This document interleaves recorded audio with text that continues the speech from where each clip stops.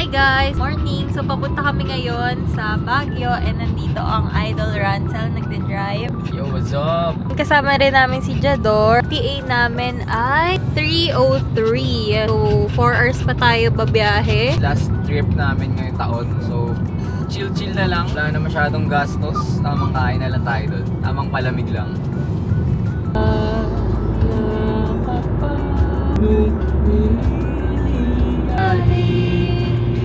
Ito na kami sa may Lion's Head, so malapit na tayo sa Baguio. And update guys, nahuli kami for coding. Wednesday kasi ngayon. We're finally here in Baguio. Naka-check-in na kami sa Goshen Land. On the way kami ngayon guys sa SM City dahil magbabayad kami nung violation. Walang window hours dito. So bayad kami 500. Medyo hingal-hingal pa ang mga bida. Pinulan tayo guys dito sa Baguio. First day pa lang. First kain natin guys dito tayo sa Viscos. Half pasta sa akin. Idol ay chicken salad. Wow, very healthy. So we're still here in SM City Baguio. Ang ganda ng sunset nila dito. Parang clouds nila. Time check ngayon pala guys, 5 PM. Kahit malamig guys, nag-milk tea pa rin kami ni Idol sa Macau. So ngayon, wala pa rin kami planong gawin. Baka bumalik kami sa hotel. We're here at Night Market, Part 1. Dahil babalik ulit kami dito. Hindi siya ganun ka-crowded katulad ng mga past.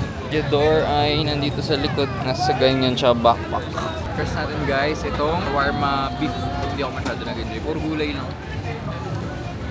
First meal natin, medyo disappointing kasi hindi siya yung inaasahan ko shawarma. 55 ano bang asahan natin? Part 2 guys, nag-Korean street food kami. Aftermath na lang kasi ang sarap. Naubos agad. Rabbit sisi.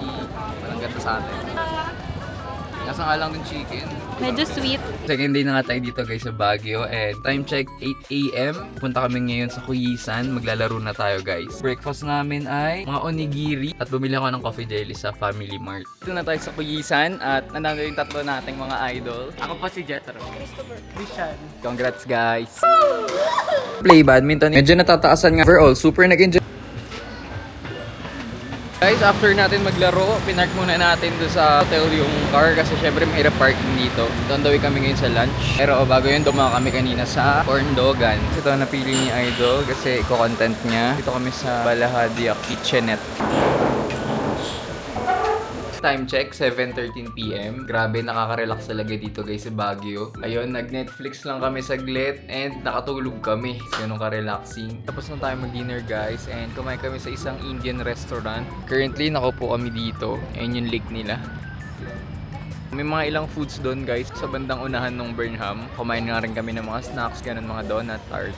So ayan, amoy lang si Jador dyan. Bumalik kami ulit ng night market. Bumalik saan si Lucky J. So ito guys yung nag-trending ni Summer Dry last year. Last day natin ngayon dito sa Baguio guys. Sinisinghot ko na yung mga malalamig na hangin dito. Kasi ilang oras na lang kami. Jador, tamang lakad na naman dito. Hindi pinagpapawisan. Dalawa yung kakainin namin guys. Isa dito sa manok ni Kuya Sai. Ayun dito yung isa guys. Angel's Tapsilog. Para sa 70 pesos. Grabe. Sulit. 269 sa akin. And then next natin guys, itong Hong Kong style jumbo siomai. 5 each lang to. So next kain namin guys, itong binatog. Sikat daw dito sa Baguio kaya dinayo namin. Kanina rin guys, nagkape na kami sa foam coffee. Naubos namin agad, sarap eh. Pauwi na kami. ETA natin ay 4 PM. Naka-open pa ang aming bintana kasi Go guys, 4 hours biyahe ulit. Sakit-sakit na ito. So nag-stop nga muna tayo dito guys sa NLEX. So kumain muna kami ng merienda guys. Baka dinner na rin yun. Siguro mga 1 hour na lang to pauwi. So mukhang that's the end of our vlog na guys. Sana nag-enjoy kayo sa vlog natin. Kahit wala masyadong activity. Chill-chill lang naman tayo doon. See you on the next one. Bye!